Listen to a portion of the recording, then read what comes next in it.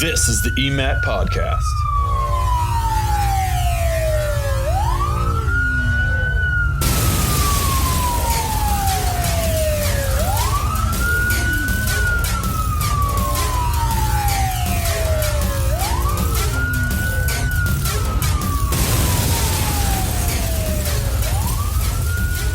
Hello and welcome to the Emergency Management Association of Texas EMAT podcast.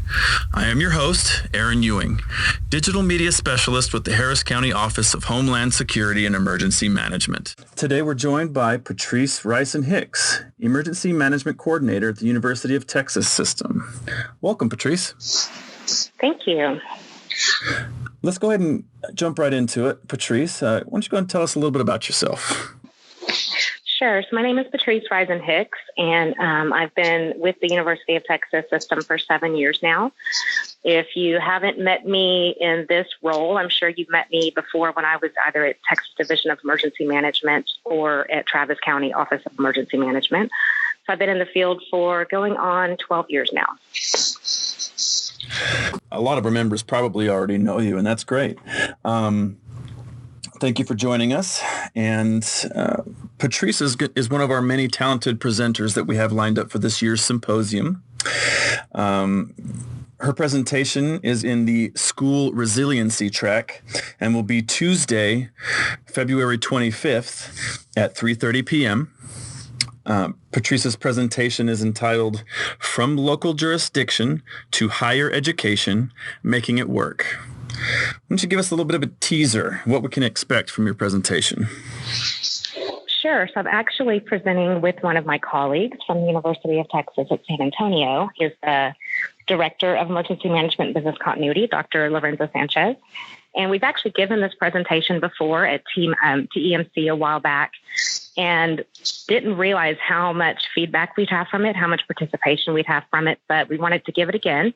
And basically what we're talking about is the coordination and the partnership that happens between institutions of higher education and your local jurisdictions, even state and federal partners. So technically, an institution of higher education runs just like any other city, and there's a lot of similarities. And so in this presentation, we talk about how those partnerships work, what the similarities are, what the differences are, and how we can improve upon one another. Excellent.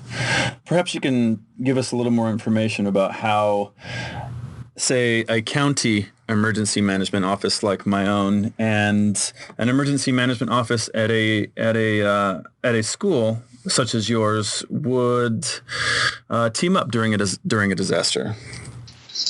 Sure. So we each have a lot of resources that counter one another and that help out one another. Mm-hmm. And so one of the biggest things that I think of as far as the similarity is emergency notification.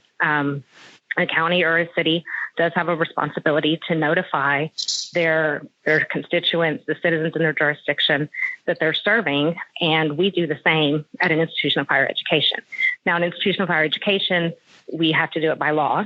That's been in effect for a while, but we have also found ways to improve upon that and making sure that the students, faculty, and staff always have all the information that they need in the same way that a county would notify the citizens of a tornado warning or water boil notice even. So institutions of higher education do the same thing with their students.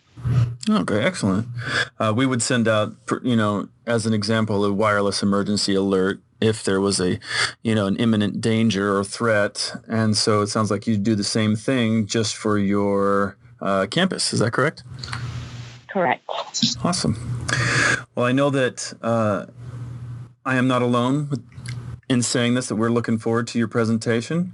And we want to thank you for donating your time and energy to helping prepare Texas. Sure, absolutely. Happy to do it.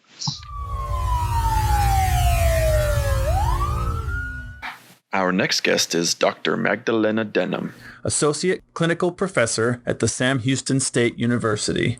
Welcome, Magdalena.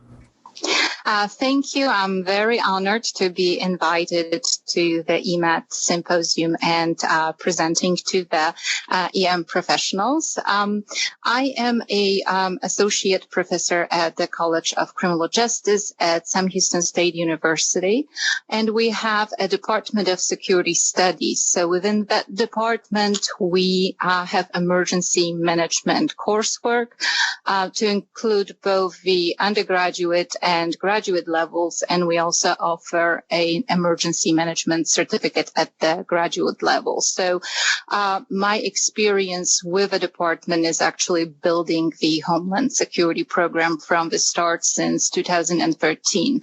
And prior to that, I was actually leading the Incident Command Simulation Training Program at the Law Enforcement Management Institute of Texas. So it was a very strong emergency management practical component with the advent of National Incident Management System, and we provided simulated training for different response organizations for law enforcement, fire, schools, and corrections. So my background is both on the practical side and the academic side. Excellent. It sounds like we are in for a treat.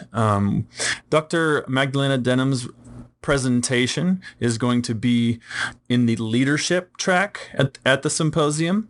She will be presenting Tuesday, February 25th at 10:30 a.m. Magdalena's presentation title is Leading Emergency Management with an Emotional Intelligence Edge. How about giving us a little bit of a teaser?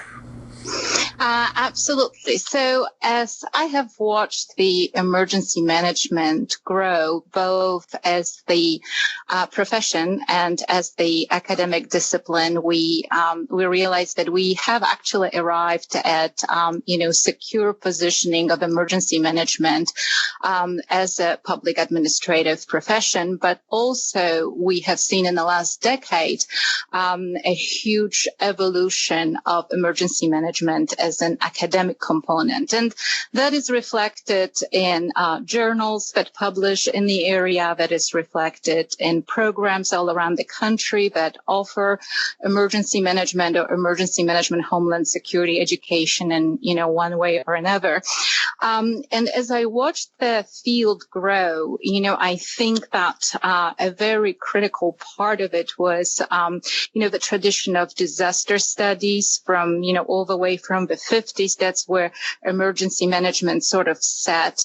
And then since 9/11, the last 2 decades, adding the threat component and the homeland security. And I view emergency management very firmly as, the core mission being the disaster risk reduction. So emergency management professionals work in, particularly with the advent of threats added to the umbrella of emergency management, in the field of, predicting or managing uncertainty. And it's a very, very specific and challenging environment. And it is also the environment that is a complex system, or what we call, in the academia, a complex system, because you have the, all the way from local to the federal administrative functions, and you also include the community, and you also have the, private public sector component. So in that, the emergency management professionals are operating in that very, very interconnected system. And we have been very good, I believe, in describing, teasing out the components of knowledge and skills for emergency management professionals. We've got certifications.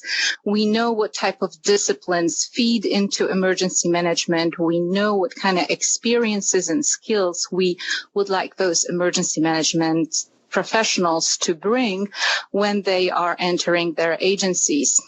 And I think that the part that is sort of less developed and definitely needs a huge academic study is more of a behavioral part. So not the cognitive on the skills and knowledge, because, we pretty much got that.